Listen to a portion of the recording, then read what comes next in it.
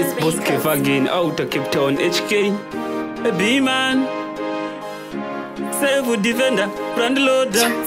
So, Diriga, self defender. Mango man, defender surrender. Oh, umberi ticha enda. HK, ndirikutanga kuimba indilaire. Boss Kev ndiro zita indifarire. Kuimba ngoma zangu ndoda muziterere. Kumafanzi sando nditambire. Ndirikutanga kuimba indilaire. Boss Kev ndiro zita indifarire. Kuimba ngoma zangu ndoda muziterere. Kumafanzi sando nditambire. Pandasvika mondidana nemutupo. Kuwedzera kusimudzawo changu chipo. Mbiri yangu kuenda ndimi muripo. Mafanzi angu ndimi meseve ukama. Ingoma idzi dzinoda kushinga. Chingirira kunge hondo chimurenga. Usasarenda kunge timu yamatsanga. Panoda kurwisa wobata mapanga. Ndirikutanga kuimba indilaire. Boss Kev ndiro zita indifarire. Kuimba ngoma dzangu ndoda muziterere. Kumafanzi sando nditambire. Ndirikutanga kuimba indilaire.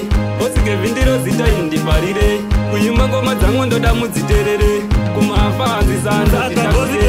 Bata maiki, usapera simba nyangwe ziri pataiti. Kuimba uku, inenge faiti. Kulongoma usatambira tiviti. Kudiwa nevanhu, ndiyo yako mbiri. Chingirira, ndo zvazviri. Kugona, gara wakanyora wiri. Zvinhu zvinotenderera panika vhiri.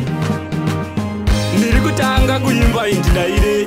Boss Kev ndiro zita indifarire. Kuimba ngoma dzangu ndoda muziterere. Kumafanzi sando nditambire. Ndirikutanga kuimba indilaire.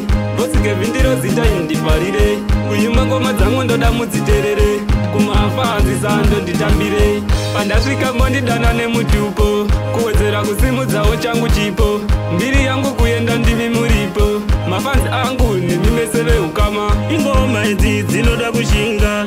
Chingirira kunge hondo chimurenga.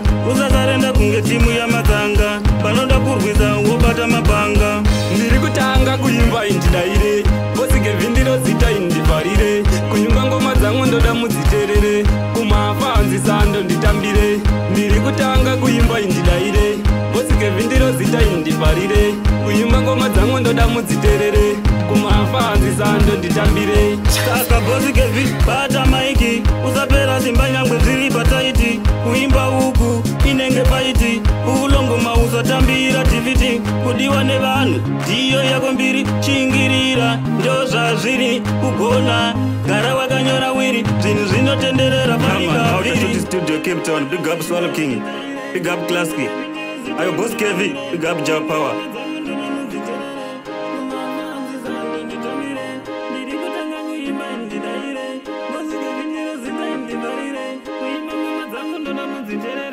Kumavanzi sando nditamire.